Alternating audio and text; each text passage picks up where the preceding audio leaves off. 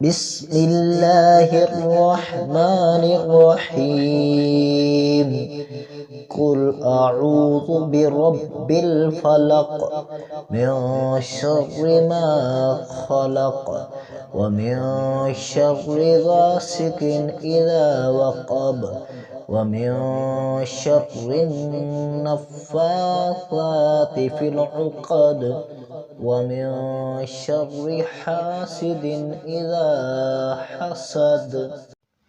تم فرماؤ میں اس کی پناہ لیتا ہوں جو صبح کا پیدا کرنے والا ہے، اس کی سب مخلوق کے شر سے اور اندھیری ڈالنے والے کے شر سے جب وہ ڈوبے، اور ان عورتوں کے شر سے جو گروہوں میں پھونکتی ہیں، اور حسد والے کے شر سے جب وہ مجھ سے جلے۔ قل اعوذ برب الفلق، تم فرماؤ میں صبح کے رب کی پناہ لیتا ہوں۔ پناہ مانگنے میں اللہ تعالیٰ کا اس وصف صبح کے رب کے ساتھ ذکر اس لیے ہے کہ اللہ تعالیٰ صبح پیدا کر کے رات کی تاریکی دور فرماتا ہے، تو وہ اس پر بھی قادر ہے کہ پناہ چاہنے والے سے وہ حالات دور فرما دے جن سے اسے خوف ہے۔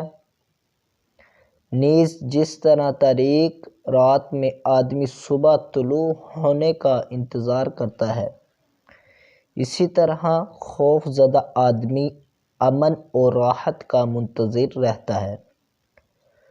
اس کے علاوہ صبح مجبور و لاچار لوگوں کی دعاؤں کا اور ان کے قبول ہونے کا وقت ہے۔ تو اس آیت سے مراد یہ ہوئی کہ جس وقت کرب اور غم والوں کو آسانیاں دی جاتی ہیں اور دعائیں قبول کی جاتی ہیں، میں اس وقت کو پیدا کرنے والے کی پناہ چاہتا ہوں۔ ایک قول یہ بھی ہے کہ فلق جہنم میں ایک وادی کا نام ہے۔ من شر ما خلق، اس کی تمام مخلوق کے شر سے۔ اس آیت میں ہر مخلوق کے شر سے پناہ مانگی گئی ہے، خواہ وہ جاندار ہو یا بے جان، مکلف ہو یا غیر مکلف۔ اور بعض مفسرین نے فرمایا ہے کہ یہاں مخلوق سے مراد خاص ابلیس ہے، جس سے بدتر مخلوق میں کوئی نہیں، یعنی شیطان سے بدتر مخلوق میں کوئی نہیں۔ وَمِن شَرِّ غَاسِقٍ إِذَا وَقَبَ، اور سخت اندھیری رات کے شر سے جب وہ چھا جائے۔ ام المؤمنین حضرت عائشہ رضی اللہ تعالی عنہا سے مروی ہے کہ رسول کریم صلی اللہ تعالی علیہ وآلہ وسلم نے چاند کی طرف نظر کر کے ان سے فرمایا، اے عائشہ رضی اللہ تعالی عنہا، اس کے شر سے اللہ تعالیٰ کی پناہ، یہ جب ڈوب جائے تو اندھیرا ہو جاتا ہے۔ اس سے مراد مہینے کی آخری راتیں ہیں، جب چاند چھپ جاتا ہے، تو جادو کے وہ عمل جو بیمار کرنے کے لیے ہیں اسی وقت میں کیے جاتے ہیں۔ وَمِن شَرِّ النَّفَّاثَاتِ فِي الْعُقَدِ، اور ان عورتوں کے شر سے جو گروہوں میں پھونکے مارتی ہیں، یعنی جادوگر عورتوں کے شر سے پناہ مانگتا ہوں جو ڈوروں میں گرا لگا لگا کر ان میں جادو کے منتر پڑھ پڑھ کر پھونکتی ہیں، جیسا کہ لبید کی لڑکیوں نے نبی کریم صلی اللہ تعالیٰ علیہ وسلم پر جادو کرنے کے لیے کیا تھا۔ تعویذات سے متعلق ایک اہم شرعی مسئلہ۔ یاد رہے کہ ناجائز کاموں کے لیے تعویذ گنڈے ناجائز و حرام ہیں، جبکہ جائز مقصد کے لیے گنڈے بنانا اور ان پر گرا لگانا قرآن مجید کی آیات یا اللہ رب العزت کا اسماء پڑھ کر دم کرنا جائز ہے۔ جمہور صحابہ کرام رضوان اللہ اجمعین اور تابعین رضی اللہ تعالی عنہم اسی پر ہیں، اور نبی کریم صلی اللہ تعالی علیہ وسلم کے عمل مبارک اور ارشاد سے بھی یہ چیز ثابت ہے۔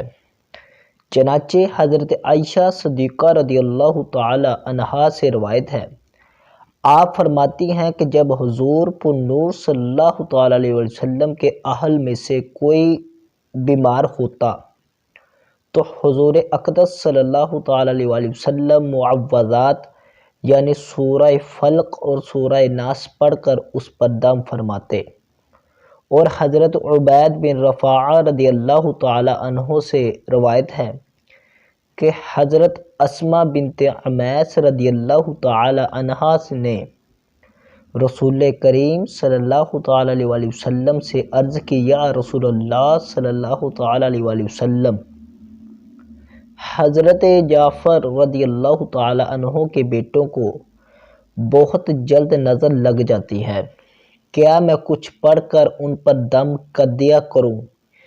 ارشاد فرمایا، ہاں، کیونکہ اگر کوئی چیز تقدیر سے سبقت لے جا سکتی تو نظر ضرور اس سے سبقت لے جاتی۔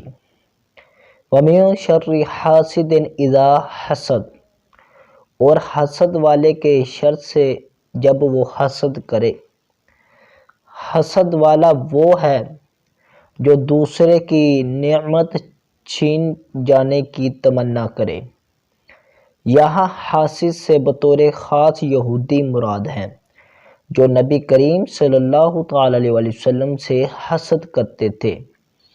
یہ خاص لبید بن عاصم یہودی ہے، اور عمومی طور پر ہر حاسد سے پناہ کے لیے یہ آیت مبارکہ کافی ہے۔